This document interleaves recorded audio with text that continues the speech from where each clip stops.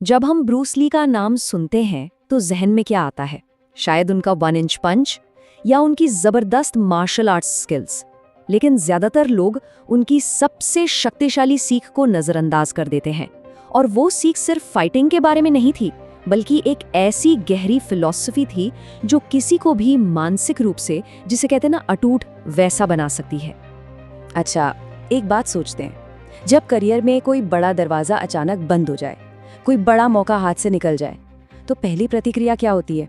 जाहिर है गुस्सा आता है, या फिर एकदम गहरी निराशा छा जाती है, या फिर मन में बस यही ख्याल आता है कि भाई अब तो रास्ता ही बदलना पड़ेगा। तो चलिए इस विश्लेषण के दिल में उतरते हैं। देखिए, यहाँ 2 तरह की मानसिकताएं हैं। एक तो है चट्टान की तरह एकदम कठोर, जो हर चीज का जोर लगाकर सामना करती है, लेकिन जब दबाव बहुत ज्यादा बढ़ जाता है ना, तो टूट जाती है।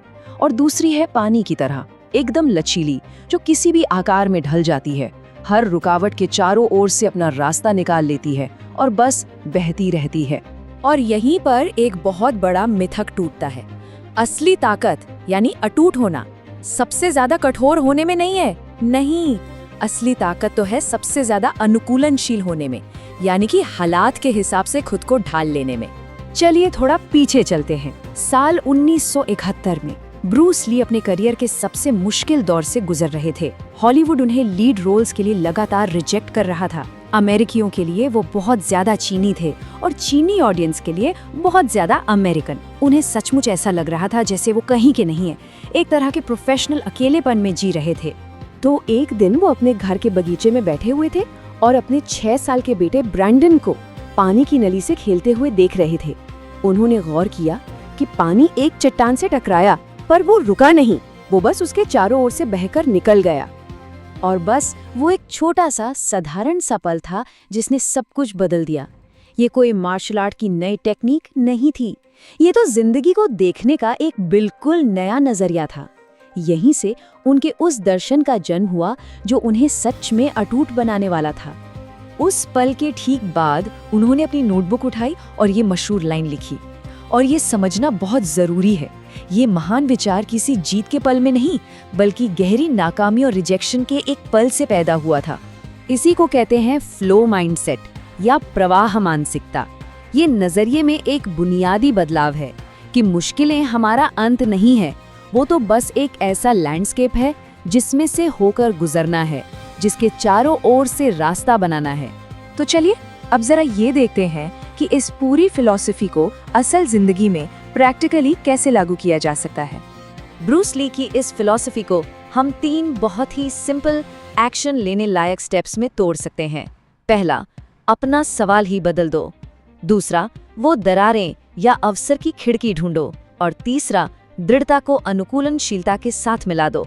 चलिए एक एक करके इन्हें समझते हैं। तो पहला कदम है अपने आप से पूछे जाने वाले सवाल को बदलना।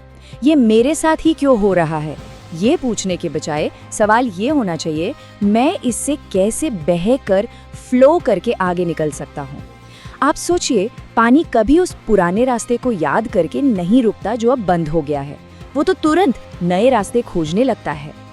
अब आते हैं दूसरे स्टेप पर, मौके की खिड़की या दरारें ढूंढना। और इसका सबसे अच्छा उदाहरण तो खुद ब्रूस ली की जिंदगी है। जब हॉलीवुड का दरवाजा बंद हुआ तो वो शिकायत करते नहीं बैठे, उन्होंने एक खिड़की ढूंढी और वो खिड़की थी हांगकांग, जहां जाकर उन्होंने अपनी फिल्में खुद बनाई। जब पारंपरिक मार्शल आर्टिस्ट ने उनकी आलोचना की तो उन्होंने बहस में अपनी एनर्जी बर्बाद नहीं की, बल्कि उन्होंने एक और खिड़की ढूंढी और अपने तरीकों के रिजल्ट से सबको जवाब दिया। और ये हमें तीसरे और सबसे शक्तिशाली स्टेप पर लाता है, दृढ़ता को अनुकूलनशीलता के साथ मिलाना। पानी इसका सबसे बेहतरीन उदाहरण है।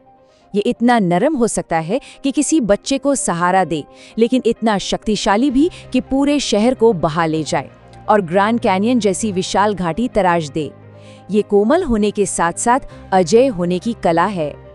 लेकिन सुनिए, ये सिर्फ एक मोटिवेशनल फिलॉसफी नहीं है। इस पानी वाली मानसिकता के पीछे ठोस वैज्ञानिक सबूत भी हैं और इसके फायदे तो सच में हैरान कर देने वाले हैं। रिसर्च से पता चलता है कि जो लोग ये पानी जैसी मानसिकता अपनाते हैं ना, वो किसी भी बड़ी प्रोफेशनल नाकामी से 400% तेजी से उभरते हैं। सोचिए जरा, 4 गुना तेजी से। पर बात यहीं खत्म नहीं होती।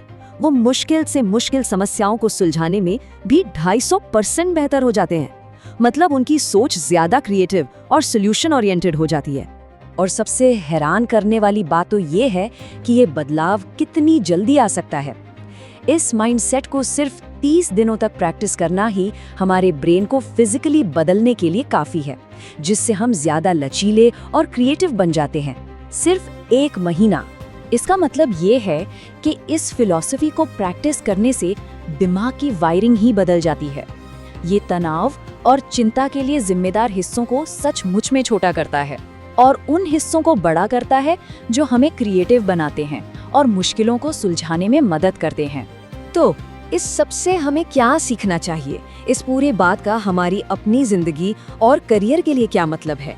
देखिए, सबसे बड़ी सीख ये है, अटूट होने का मतलब सबसे सख्त पत्थर का खंबा बनना नहीं है जो एक ही झटके में टूट जाता है। इसका असली मतलब है उस बांस की तरह बनना जो तेज हवा में झुक तो जाता है, लेकिन तूफान गुजर जाने के बाद फिर से सीधा खड़ा हो जाता है। तो अगली बार जब जिंदगी किसी के रास्ते में कोई रुकावट डाले, तो एक सवाल खुद से पूछना बनता है, रास्ते में एक बाधा है? क्या हमें वो पत्थर बनना है जो उससे टकराकर टूट जाएगा, या वो पानी बनना है जो अपना आकार बदल लेगा?